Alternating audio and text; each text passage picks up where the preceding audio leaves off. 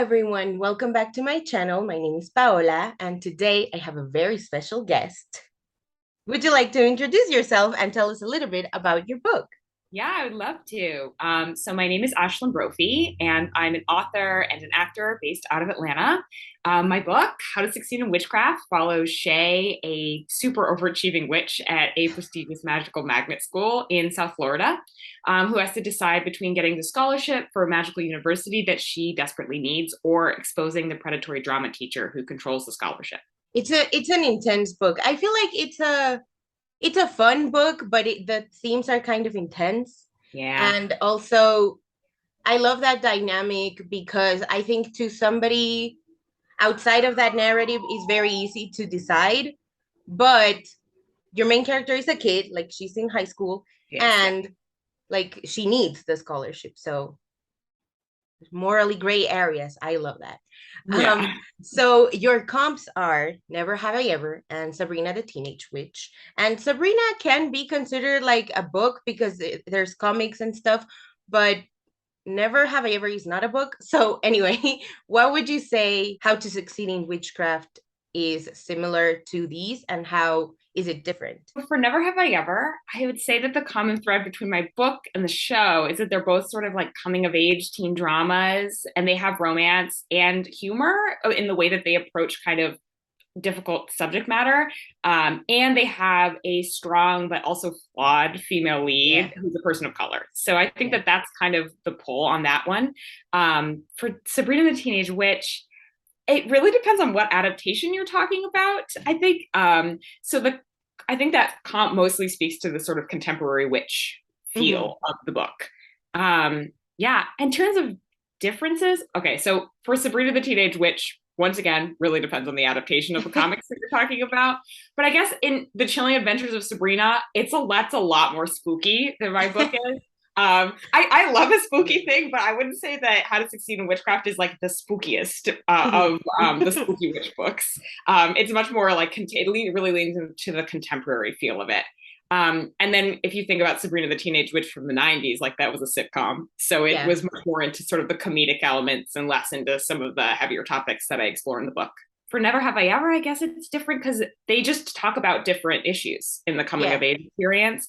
And though both of them kind of do the sort of nerdy teen coming of age space, that's like the movie Booksmart also, I think, was one of the early Mm-hmm. comps for this book. So I think that it sort of exists in the same world of nerds coming of Yeah. age and tackling things about growing up and learning about themselves. Yeah. Yeah, yeah, yeah.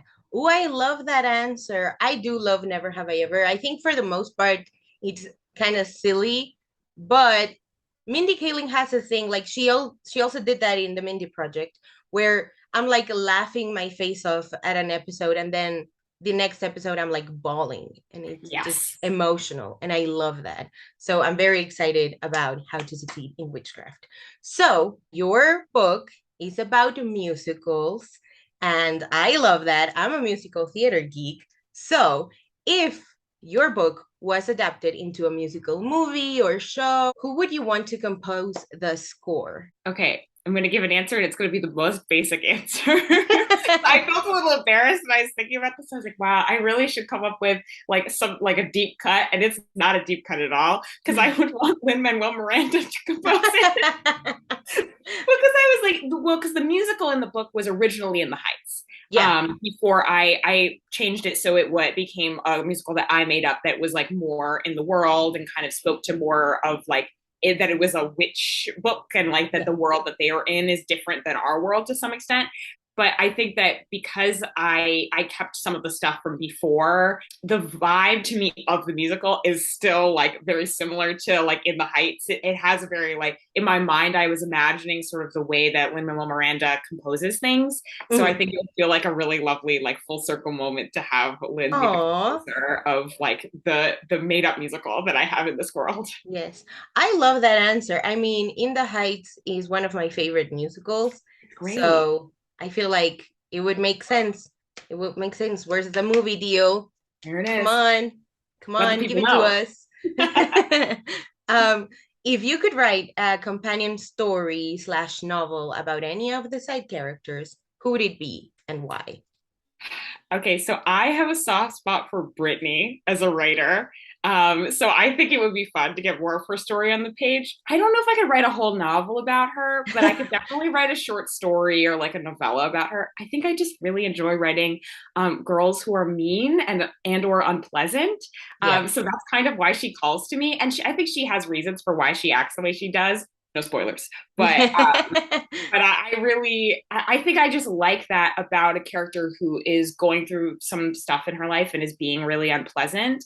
And I think that there should be more space for especially women to just be unpleasant in media. Yes, absolutely. I told you about my friend who had her book release and everything. And I'm like, I am a sucker for messy boys. Like I love like the Peter Kavinskis, the Ryan Atwoods. Like I love the messy boys. And she wrote a messy girl, not as her main character, but like the messy side character who is going through a lot, but her like the things that she's doing are incredibly messy. But I'm also rooting for her now. And I do think there's a lot of room for people to be like, oh, the boy, but he's doing with all this stuff. But with girls, we don't have that empathy, I guess. So I love that. I would 100% read that story.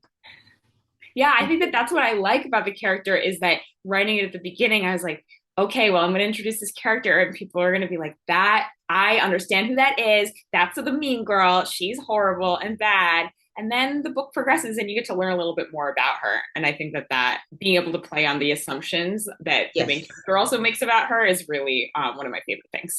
Yes, me too. I love that. I'm telling you, I am a sucker for like a good side character. And I'm always like, man, I wish YA was a little bit more like adult romance where you get to get introduced to the side characters. And then in the next book, the side characters are the main characters. I love that about adult romance. Yes. Yay for being on the same page. So this next one is a game. This is the fill in the blanks.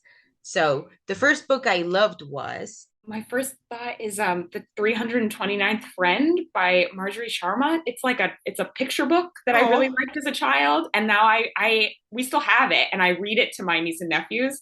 And I don't know if they get as much of a kick out of it as I do, but I really love this book. I love that. The first book I bought with my own money was Probably one of the Redwall books by Ryan Jacques. I think I bought them at like the book fair at my oh, elementary school. Yeah. book fairs are the best. I wish they had more like those for adults that weren't, that didn't require an entrance ticket. Yes. Yeah, me too. My first book idea was I I tried to write a book that was about a group of high schoolers. Okay, wait, I'm going to preface this by saying that I definitely wrote this when I was in like elementary or middle school. It's about a group of high schoolers who are unknowingly trapped in like a virtual reality school that rated them all based on how Ooh, popular they were, and there was like a board that would rank them. what? I love that. Where's that book? I need to read I it. think about that sometimes where I'm like, wow, I think the concept of that is really interesting. And I couldn't execute it because I think I tried to write it when I was maybe 11. So Nice. I love that idea. The song that reminds me the most of my book is bringing it back to In the Heights, it's Breathe from In the Heights. yes. I love that song. I think it's the best song in that show. And Yeah. I love books that feel like that. If you were a book, what section of the bookstore would you live in? I probably would be like a novelty joke book in the humor section. I love this question because everybody always gives me a different answer and they always take it in different ways. And lastly, what do you hope readers take away from Shay's story? I hope more than anything that readers get a sense of their own power in the world and a feeling of hopefulness. Obviously, the book tackles some difficult things in it, but in itself is like a critique of the college rat race and how we push students to be like super achievement oriented and follow a very tracked path in life that kind of makes them super individualistic about the way they think about stuff. And I hope that watching Shay during this narrative somewhat break out of that path and think more deeply about what she wants out of life and what she's willing to do to get it. I hope that that's a pretty freeing and hopeful story for some teens out there who might be going through some similar things in academia. I love that. And I think it's very fun that you like took it to the contemporary fantasy realm. Do you have anything else that you want to plug? Anything else that you want to talk about? I'm just excited for the book to come out. I think that there's definitely things I should be plugging in this moment, and I'm just excited that the book is coming out. I'm so excited for readers to experience this book as well. I know I love musicals, and I know anybody who enjoys musicals will enjoy this one as well. So thank you so much for doing this with me today. Thank you everybody else for watching. Don't forget to check out the description below for buy links and for places where you can find Aislinn. And yeah, thank you to Binwin for my early copy of How to Succeed in Witchcraft. And thank you once again, Aislinn, for doing this with me. It means a lot to me. Yeah, thank you for having me. Yay. Okay. We'll see you in the next one. Bye.